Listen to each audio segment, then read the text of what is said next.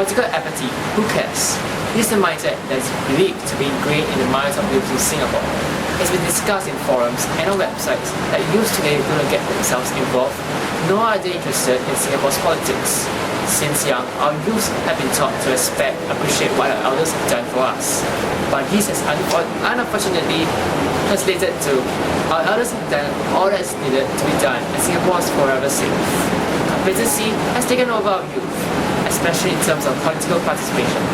But what the youths do not realize is that the future of Singapore depends on them, and without our youth of today, tomorrow's political situation will be bleak. As such, the social commentary will explore this field and find out just how exactly political apathetic Singaporeans youth are. We probe into the reasons behind this and discuss what this means for the future of our country. I think more and more youths are becoming more and more active. Although the numbers are smaller, but it's still a very substantial number. I think substantially higher number of youths are getting to be more informed about politics. But the involvement in politics is quite another issue. Despite a majority of youths being politically apathetic, it's comforting to know that there is a growing number of youths being interested in politics.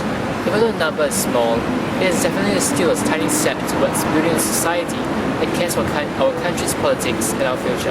However, it's also been shown that the majority of Singaporean youths do know about political matters, but that they are unwilling to involve themselves in politics. What then are the reasons behind our youth being uninterested and showing no concern for politics in Singapore? In this segment, we will explore why.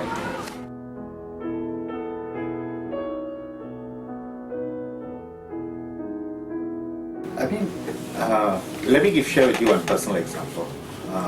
In 2008, the Online Citizen was doing a campaign against public transportation fare hikes, and they were having a rally in the Speaker's Corner, and I got my whole family to go.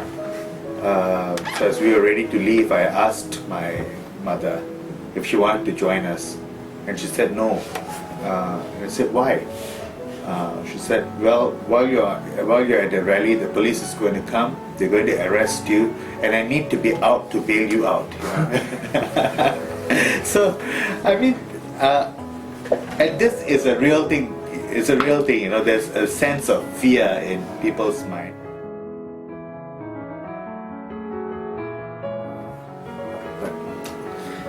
So what are the OB markers? They are not clearly specified. So when it's not clearly specified, people don't know if they are within those boundaries or they are not. So that is a very big hurdle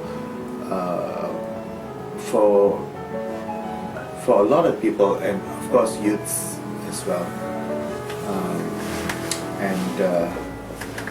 I think that's one big contributing factor for youth apathy. Certainly nobody wants to run afoul of the law, because politics again is not everybody. It's easier to do. I mean, it's easier to follow Manchester United or Liverpool than to keep abreast of the policies that are happening every day that affects my life. What you're about to see are extracts from various forum websites we found on the internet, which explores the reasons behind our youth's political apathy. Scrolling through these pages, we discovered a reason that appears and reappears: government. Not that the government is not doing a good job. In fact, it is doing its job too well, so well that our youth believes that we have nothing else to do with politics in Singapore. Our government has given us so much political stability and prosperity that youths have fallen into complacency. They trust everything into the hands of the government, so much that they do not see a need to voice out their opinions. Even if youths want to voice out their opinions, they have this mindset that the government will restrict their freedom of speech and that they will have no bargaining power. We are shut up in our overly comfortable lifestyles and view the world across Singapore's boundaries through rose-tinted glasses. Youth today being politically apathetic can definitely bring about severe long-term implications. What then are the implications of such a mindset?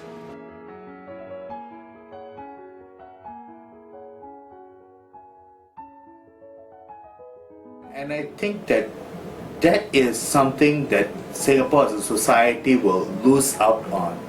That the youths will not go to a higher level of thinking, macro thinking, so to speak. They'll be so focused on Their own little goals. yeah, or their own little world, so to speak.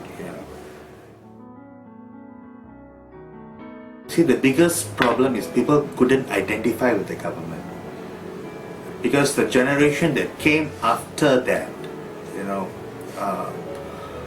they were born with a silver spoon, affluent parents, couldn't, politics is not their cup of tea, they're not properly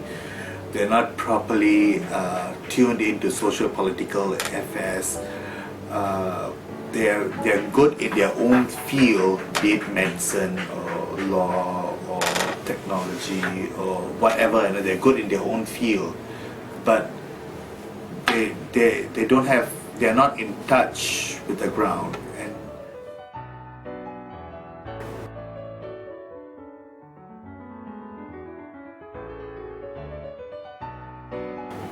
I think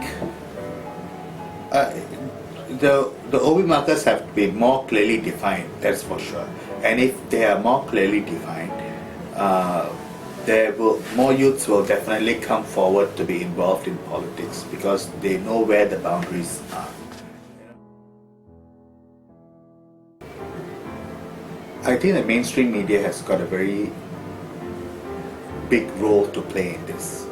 When youths are involved in politics, they don't usually highlight them, or they only highlight them when they are from the PAP. It is clear that the youths of today are politically apathetic. It is the government which caused the majority of Singapore's youth population to be politically apathetic, as in an authoritative nature, and the OB markers which are not defined clearly. Fear is instilled in the minds of the youth from young that they should not mess nor attempt to object the government. As such, the future of Singapore will just be in the hands of a group of people who have no idea whatsoever of what the common people are feeling, and their policies may affect many of them. The media thus will definitely have a part to play in bringing policies to the youth by highlighting some of the achievements of the youths in politics. This will act as motivation that youths can participate in politics without being afraid of getting into trouble with the government. We thus hope that this scene of political apathy among youths will soon be removed, and so then bring a much vibrant and effective political scene to Singapore. However, it's also been shown that the majority of Singapore youths do know about political matters, but that they are unwilling to improve. Okay, then. Despite the majority of youths being politically apathetic, it is comforting.